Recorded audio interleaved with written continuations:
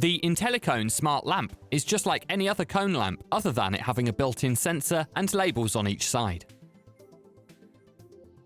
High-capacity batteries must be used and are supplied by HRS.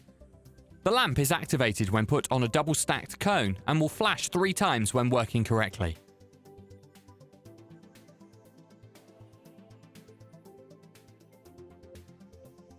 The lamp sensors are not affected by wind or passing vehicles, but when moved or there is an impact, the alarm will be activated. If someone tries to turn the lamp off by removing it from the cone, the alarm will still be activated. IntelliCone smart cone lamps, helping to deter and warn of incursions.